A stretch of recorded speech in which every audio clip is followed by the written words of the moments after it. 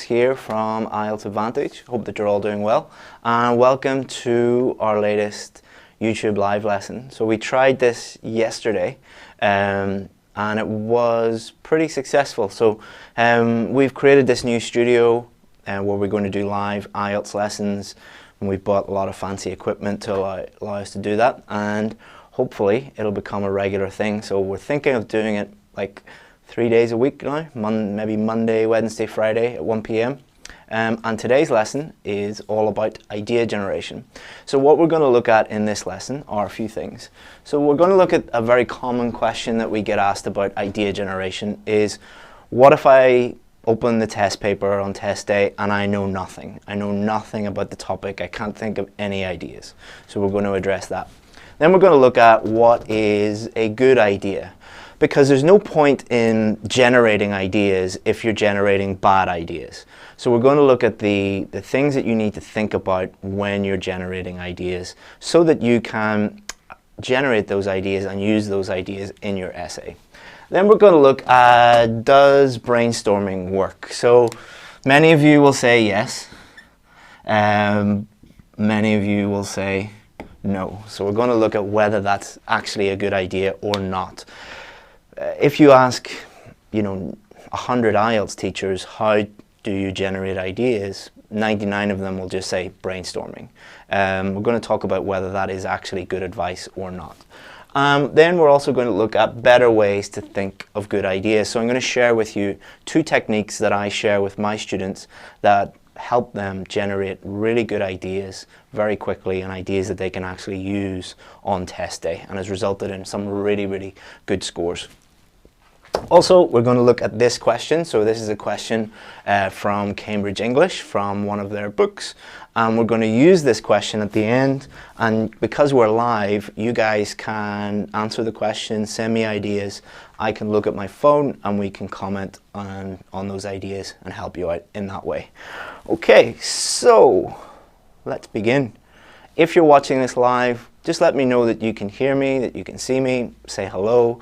Also, let me know where you're watching from. It's always interesting to see where people are watching from.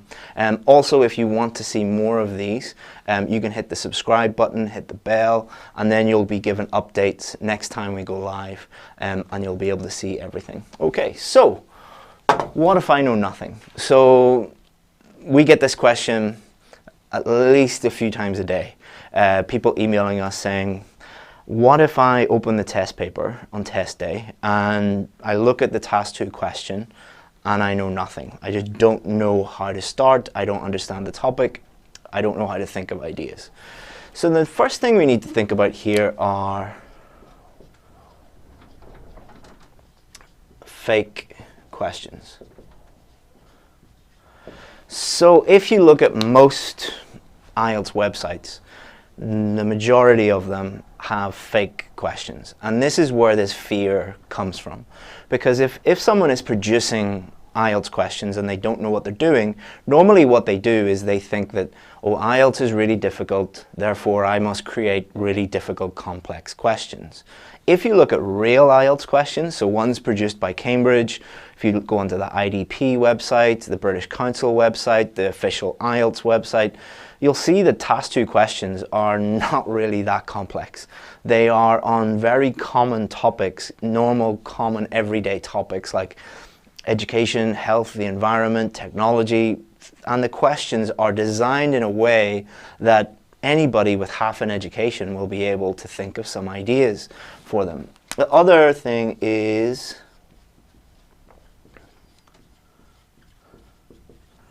misreported questions. So many students, after they do the test, what they'll do is they'll go online, they'll go on some blog, or they'll be chatting to someone, and they'll tell people, this is the question that I got.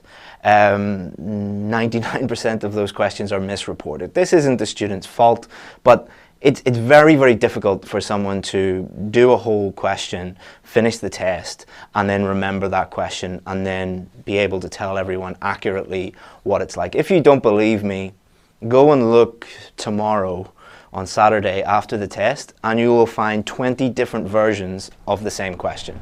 Now, if there's 20 different versions of the same question, that would indicate that maybe people are not really remembering them as accurately as they can.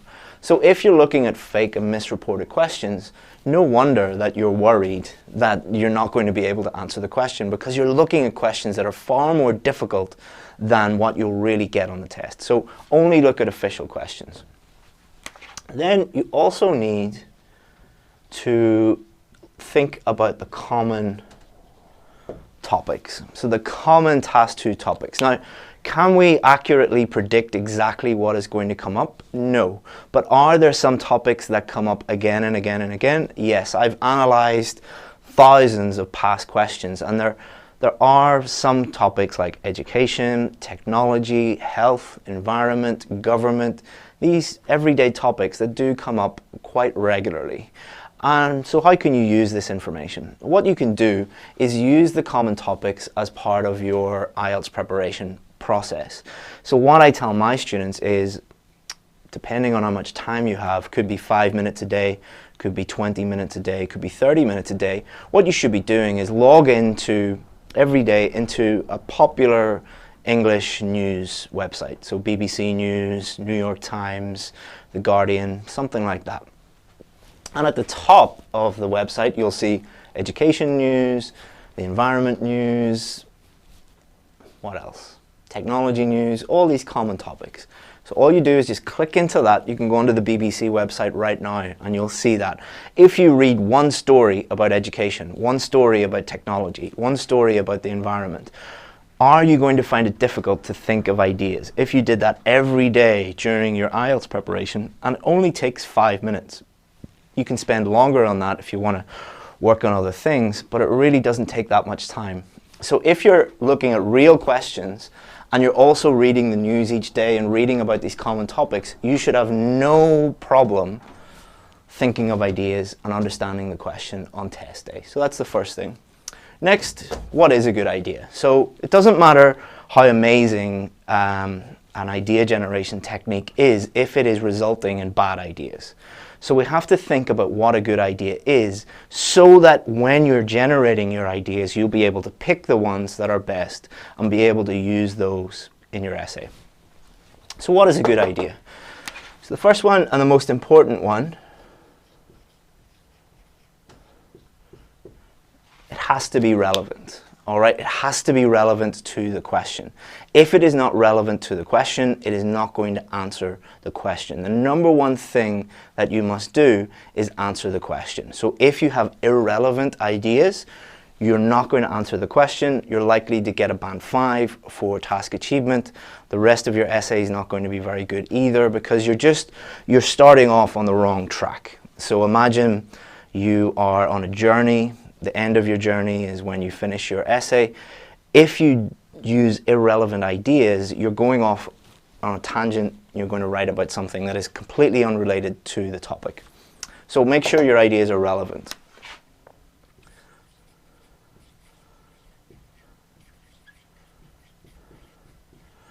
Second thing is, can you develop those ideas? So you might think of the most amazing idea ever, but if you can't explain that idea, if you can't support that idea with a relevant example, it's useless. Because in the test, in the writing task 2, you're not just going to write a bunch of ideas. You're not going to have a main body paragraph with 6 or 7 different ideas. You're going to have one idea and you're going to fully develop that idea with explanations and examples. So unless you know about that idea and you can develop it, you can explain it, then don't use it. The third thing is, can you think of that idea quickly? So if I give you 6 hours to think of an idea, you know, anybody can do that, but can you think of ideas quickly? So what you're trying to do is you're trying to think of relevant ideas that you can develop and that you can think of quickly. So those are the 3 things that you should be thinking about. If you can't think of relevant ideas, if the idea is not relevant, it's not a good idea. If you can't develop it, it's not a good idea. If you can't think of it quickly, it's not a good idea. All 3 of those things must be present in any technique that you use to help you generate ideas. And that brings us on to brainstorming. So, as I said at the start of this lesson, if you go into any IELTS classroom today, so all around the world there will be 100 different classes all teaching IELTS at the same time. If you ask the teacher, how do I generate ideas, they will say, brainstorming. Now, does this work? No, it does not work. In fact, it is the most useless thing that you could ever do on the test. It does not help at all. Why is that? Well, brainstorming results in irrelevant ideas. The way how you brainstorm is you just think of as many different ideas as possible. So if you're just thinking of as many ideas as possible, what you're going to do, you're going to think of irrelevant ideas. You're also, because you're thinking just about as many ideas as possible, you're going to think a lot of those ideas are going to be ideas that you know a little bit about, but you can't fully develop them. You can't explain them. You don't have examples for them. So what this does is it results in a huge number of irrelevant or useless ideas, and it takes you a very, very, very long time to do that. So you're left with a bunch of useless information. You've just wasted a few minutes, and then you have to sort through all this useless information. A better way would be to quickly think of relevant ideas that you can develop and be able to do that pretty much instantly. Now, instantly is probably the wrong word, actually. You don't want to do things instantly because that means you're not thinking about them, but you should be doing them pretty quickly. When I work with my students on my VIP course, we aim to get them to the point where they can think, look at any question and think of relevant ideas that they can develop in a few seconds. And that might sound a little bit ambitious, but it's totally possible by using some other idea generation techniques and forgetting about brainstorming. So if there's one thing that I would suggest to you to take away from this lesson, is stop brainstorming. I know that your teacher has probably told you that that's a really good idea, but your teacher hasn't taken the time, like I have, to really work with students and consider what actually works and what doesn't. If you want to stick with brainstorming, stick with brainstorming. If you want a better way to do it, keep watching this lesson. All right, so there are two primary ways that I help my students. There are about 5 or 6 different techniques that I teach my students because everyone's brain is a little bit different. So even the stuff that I'm telling you today might work for some of you, but it might not work for others. So what I've done is I've given my students many different ways of thinking of different ideas, generating ideas, so that it will suit different learning styles and the different ways that people think about things. But I'm going to share with you 2 of the most effective ways. So number 1 is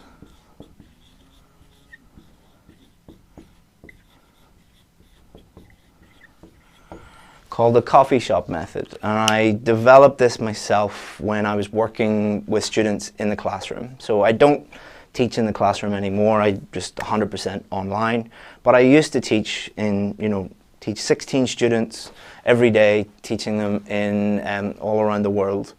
And one thing that I picked up on, one pattern that emerged, was when I first walked into an IELTS class, I would start the class maybe the first 5 minutes just chatting with the students, asking them how they were, talking about different things in the news or talking about current events. And these were intelligent students that had no problem talking about these current events, things in the news, things that they were doing, no problem at all. As soon as the class started and as soon as I put a task 2 question in front of them, the same students that had no problem whatsoever thinking of ideas, it was like their brain completely shut down. So I started to spot this over and over and over again. And when you spot a pattern like that, obviously there's something wrong and you want to fix it. So what I did was I spoke to the students and asked them, why do you have no problem thinking of ideas before class, but when class starts, you can't do it? And it was because they were in something that I call test mode. So this affects your writing. It also affects your speaking more than anything. That people, for example, on the speaking test, when you are talking to someone outside of class, their fluency is great, their grammar is great, their pronunciation is great, but then when they step into the real test, everything falls apart for some reason. Again, this is what I call test mode. So what we want to do is we want to normalize the situation. So even though it is a very stressful test and you're going to have, there's a lot at stake, I understand, I speak to students every day about how important this is. We want to normalize it as much as possible and reduce stress as much as possible so that we can think normally.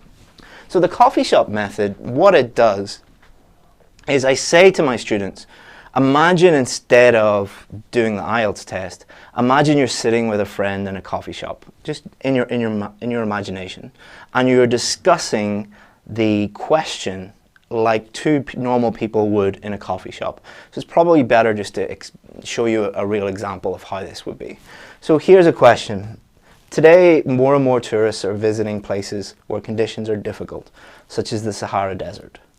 What are the advantages and disadvantages for the tourists? So this is a real question from Cambridge 12, and this is a very typical question. It's not difficult to understand, but when students see this, they overcomplicate everything. They make it more complex than it really needs to be. So instead of just looking at this question like an IELTS Task 2 question, imagine you're sitting with your friend in a coffee shop and you're saying, like, a lot of people are going to more extreme places on holiday these days. What are the good and bad things about that for the tourists? So instead of using words like, advantages and disadvantages, just simplify it. What are the good things about that? What are the bad things about that? And by doing that, you will be able to easily generate ideas that are relevant, that you can develop, and you can think of them quickly. So no brainstorming, just thinking about that for a few seconds, and it will generate really good ideas pretty much immediately. Another way to think about this is something that I call the family fortunes method.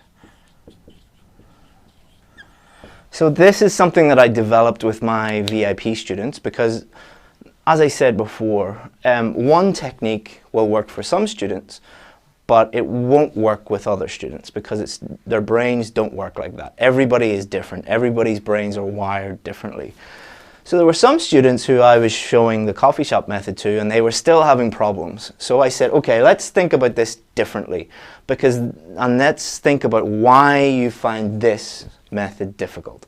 So they were still overcomplicating everything. This is particularly with people who are very intelligent. So I think about a third of my VIP course, they're doctors and engineers and lawyers and people like that, like very, very, very intelligent, highly qualified people. And those types of people tend to overcomplicate everything. And they find it very difficult just to keep things simple. So this is for someone, if you're a doctor or an engineer, a lawyer, someone who has a lot of education, this technique is probably for you. So what is Family Fortunes? Family Fortunes is a game show, and basically what it is you can Google this and watch it on YouTube or something.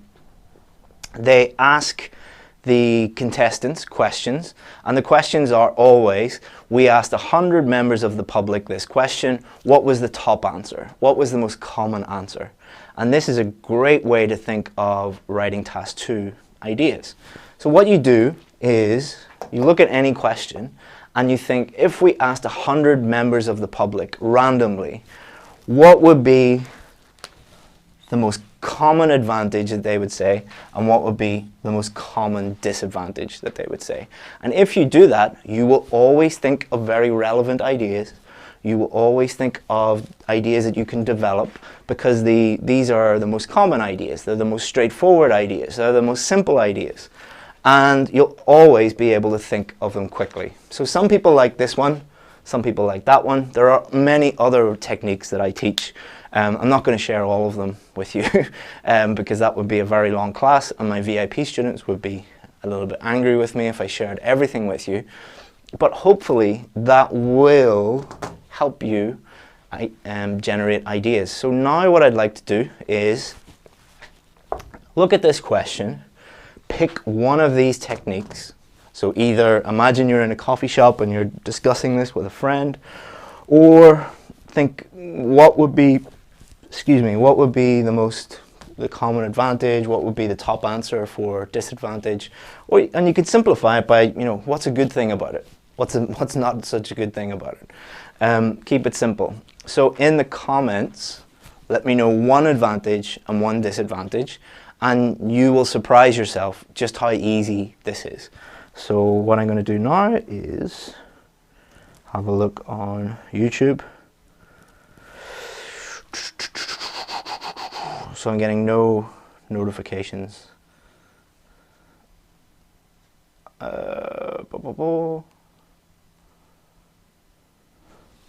So let me see. My glamorous assistant helps me again. Thanks, Justin. So hello to all the people saying hello. Amit, Candy, Sanju, Kiran, Priyanka, all of you. Okay, so we're getting some comments. Thank you very much. So Lynn Lloyd says advantage, unique experience. Excellent. That is the most common one. That's the most straightforward one. That's the easiest one to explain. Perfect. Vishwash, experience about desert. So this question is not about deserts. It's not about the Sahara Desert. They say such as the Sahara Desert, just to help you understand the question. The question is about visiting places where conditions are difficult, so extreme places. So it's not about deserts. Maria complaining, I didn't receive any notification. Complain to YouTube. I don't know. I don't control YouTube. Afshin, explore new places. Yeah, perfect.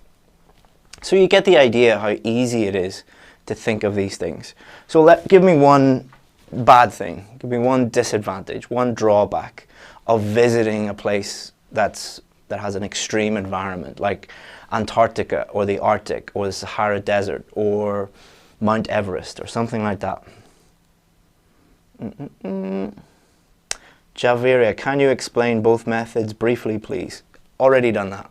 All right. If there's something that you don't understand, let me know, but tell me particularly what you don't understand about it, because I've already explained both of them twice, so I don't want to make the video really boring by explaining them both again.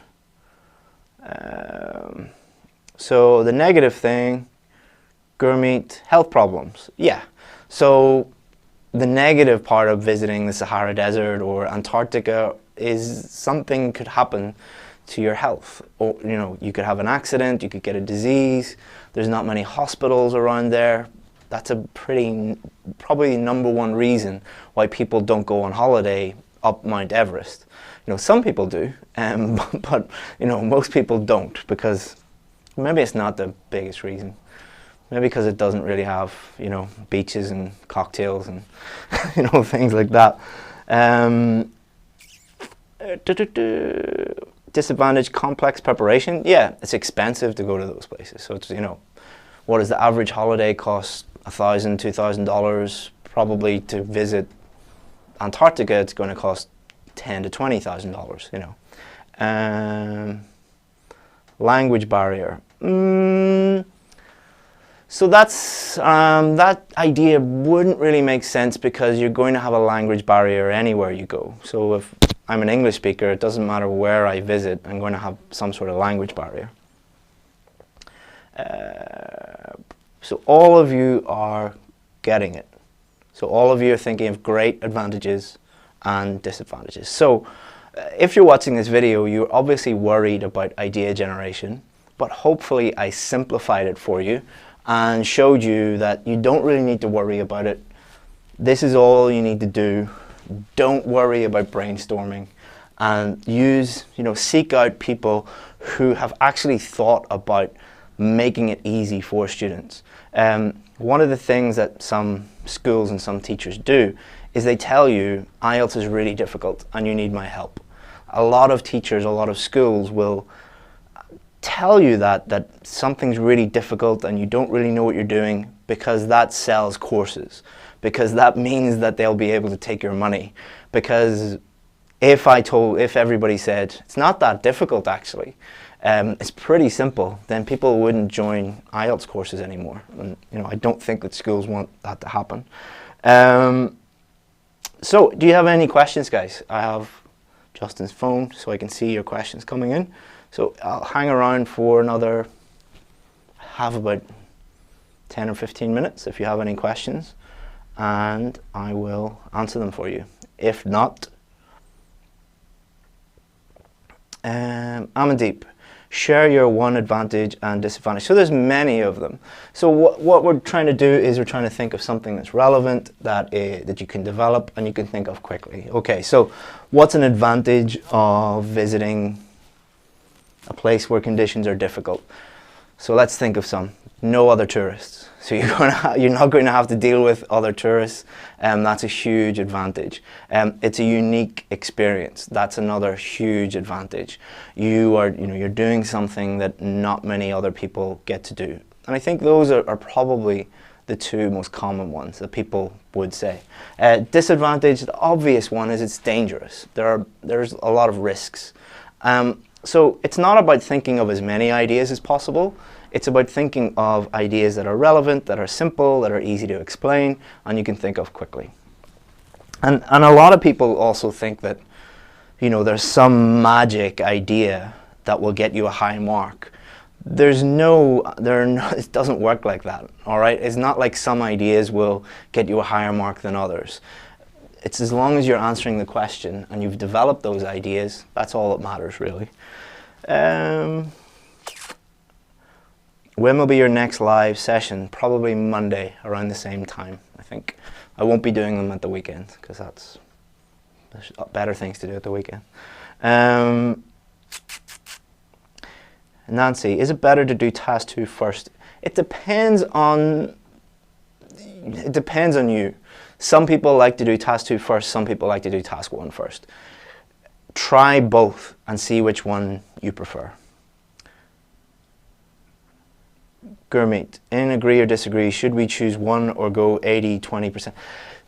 Don't think of the IELTS writing test like a mathematical equation.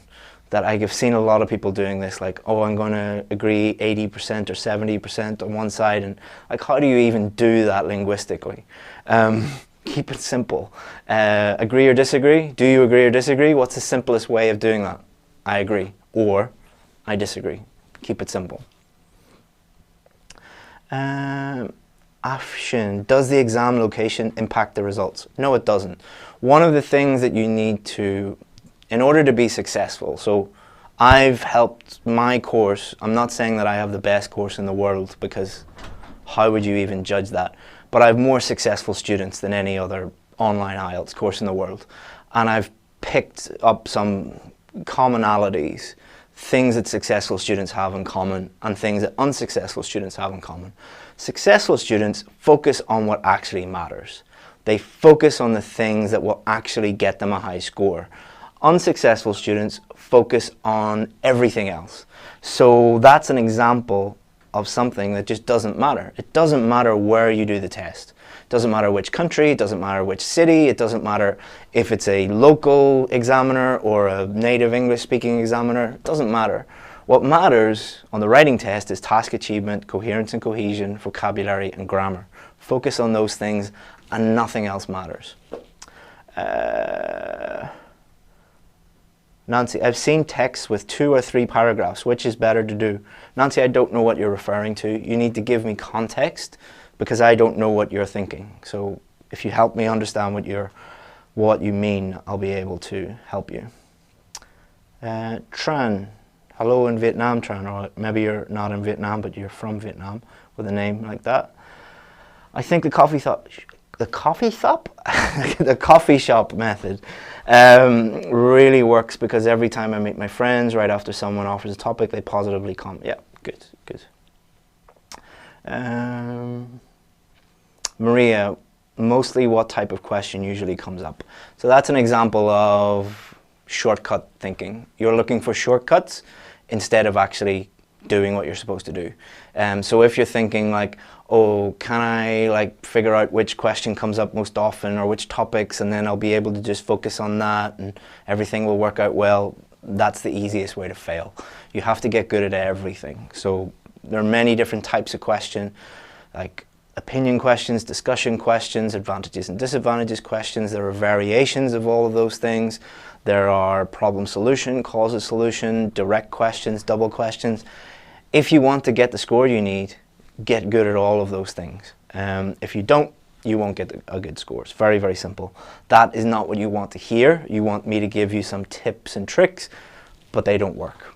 So, should we write 2 main ideas in 1 paragraph? No, 1 main idea in 1 paragraph and develop it. Sonia, my problem is essay generation or idea generation. What can I do? That's what the whole lesson is about. So maybe you joined us late, that's fine. Immediately after we finish this lesson, the recorded version will go up on YouTube and you can watch the recorded version. Amandeep, thank you for replying to my emails. Yep, we reply to every single email people send to us, unless it's a nasty email, and then we don't reply to them, but 99% of emails we reply to. Surindra, I can't speak fluently. Okay, so there are many things that you can do to work on your fluency, but let's think of some of the common ones. One of the main reasons why people struggle with fluency. So when you struggle with fluency, you will pause and hesitate. You'll be like, Most of the time in the speaking test, that happens for 2 reasons. Either that person is trying to think of the correct grammar and vocabulary, so they're accessing their short-term memory, trying to think of all of those things. Or they're trying to think of ideas, and that can cause problems too. So ideas is easy. Speaking test, you don't get any marks for ideas. As long as you're answering the question, the quality of your ideas doesn't really matter. So don't worry about thinking of impressive ideas on the speaking test. So that's that one stroked off the list. The second thing is grammar and vocabulary. The better your grammar and vocabulary, the better your fluency is going to be. They are linked. So there is a short-term and a long-term strategy there. The long-term strategy is improve your grammar and vocabulary. That's going to take you a while, but that's the best thing to do. The short-term thing, like if your test is tomorrow, is accept the fact that you're going to make grammar and vocabulary mistakes. Some students have terrible fluency because they're so afraid of making a grammar and vocabulary mistake. In this lesson, I've probably made grammar and vocabulary mistakes. Everybody makes grammar and vocabulary mistakes when they're speaking because our brains just can't keep up with our mouths sometimes. To get a band 9 in speaking, you don't need perfect grammar and vocabulary. You want to minimize the number of grammar and vocabulary mistakes that you're making as much as possible, but don't allow perfectionism to stop to lower your fluency. So hopefully that helped. Also practice. The more you speak, the more fluent you'll get. Very, very simple. What time is it? Okay, about 10 more minutes, guys, and I'll try and answer as many questions as I can.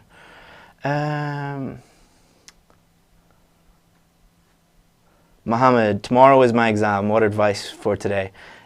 I can't help you in one day. What I can help you with is this. Number 1, go to bed early. Get as much sleep as you can. Sleep does affect your performance. Number 2, get a really good breakfast tomorrow. You're going to be in there for a long time. Number 3, get there early. Make sure that you know exactly where it is and you're not rushing around. Get there and feel comfortable in your surroundings. And number 4, keep it simple. Focus on what actually matters. So in the speaking test and the writing test, just focus on clearly answering the questions. Do not focus on showing off how great your grammar and your vocabulary is, or using memorized phrases or anything like that. Just focus on clearly answering the questions. It's an English test. They want to know, can you clearly communicate in English? If you focus on that, you'll do much, much better than trying to think of crazy grammar and vocabulary. Linnell Lloyd, it may sound stupid, but what is the best writing tool, a pen or a pencil? It's not stupid, but doesn't really matter. Pencil, probably better because you can erase it quickly, but again, in the writing test, whether you answer the question and clearly write your answer and your grammar and your vocabulary, those are the things that are important, not what thing you have in your hand. How to expand the idea quickly. Don't expand it quickly. Your purpose is to expand your ideas effectively, not quickly. You want to try and think of ideas pretty quickly, but you shouldn't excuse me, do things quickly just for the sake of speed. How to expand your ideas is to write a explanation and example. My brain is starting to shut down a little bit, so if I start making mistakes or become a little bit incoherent, I apologize.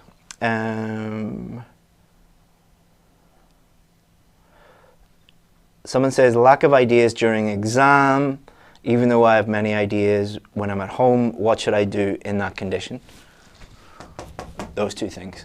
So watch the video again and review those two things. Amandeep, I have shown my writing essays to a teacher. He says that I write very simple. Be very, very careful, Amandeep, that the person you're showing your writing to knows what they're doing. If you're, I don't know because I haven't seen your writing, but most people who say that they're IELTS experts don't know what they're doing. Most students who come to us, they have failed multiple times because the people giving them feedback don't know what they're doing either. Even if your teacher got a band 8 or a band 9 on the IELTS test, doesn't mean they're actually a good teacher or know what they're actually doing. If they have many successful students and they actually know what they're doing and they've been doing this for years and they're successful and all of those things, then trust them. But if they just did the test last week and got a band 8 and then the next week they're a teacher, be very, very careful. So use someone that is reliable. Does task 1 in writing need a conclusion? No, it needs an overview. How can I improve my reading skills? Right, I'm going to do a quick fire round now because I only have 5 minutes left, so I'm going to answer all the questions really, really quickly. How can I improve my reading skills? Read. Chris, I have a question for you. If I wrote my listening in uppercase, that's fine. There's no problem writing them in uppercase. Is it important to use high-level vocabulary in writing task 2? No, it's important to use vocabulary properly, effectively, appropriately, accurately. Just throwing in a bunch of high-level vocabulary, and you probably don't know what high-level vocabulary actually means. So that's one of the main reasons people get a low score for vocabulary. Is there any way to improve writing parts in a short period? Look at me, I'm a fat guy. If I wanted to lose 20 kilograms, could I do it in a week? No. Are there lots of people out there that would say, take these diet pills and you'll lose 20 kilograms in a week? Yes, there are lots of scam artists out there. Don't change your mindset a little bit. You will get any IELTS score you need eventually, but you can't do that quickly. You just can't do it. There's certain things, there are lots of things you can achieve in this life, but there are lots of things that are impossible, and moving from band 5 to band 8 in 1 week, that's impossible. I said I was going to answer these questions quickly, and now I'm going on a rant. The reason why I'm quite passionate about this is because I see students being cheated and getting the wrong advice every single day. And this makes a huge impact on your future. Not only are you wasting a huge amount of time, you're wasting a huge amount of money. Who's phoning me? Sorry. You're also delaying your future life. So the reason why you are doing the IELTS test is because you want a better life maybe in a different country. Every time you fail the test, you are delaying that better life. So that's why I get really passionate about this, because a lot of the things that you're being taught are preventing you from actually doing that. So, you know, make sure you get the right advice. Let me see. I do practice a lot speaking. I practice a lot of speaking, but I don't get the desired score. Get feedback on your speaking. If I listen to you for 15 or 20 minutes, I'd be able to tell you exactly what band scores you would get, why you're getting those band scores, and exactly what to do to improve. That's the kind of help that you need. Okay, guys. So I have to go because I've got stuff to do. I've got my VIP students that I'm going to be doing a Zoom session with them in a moment. So I have to go. If you have enjoyed this video, please give it a like. Please share it with anyone else you think needs it. And subscribe if you want to get our live lessons, you know, an update on the live lessons. So subscribe, hit the bell. If you don't want to do that, doesn't matter either. But hopefully you enjoyed this lesson. I enjoyed it, and it was cool to read all your questions and answer them. I'm going to go, guys. Thank you very much. If you need anything, go to IELTSadvantage.com. My email address is chris@IELTSadvantage.com if you need help with your IELTS preparation. Bye-bye.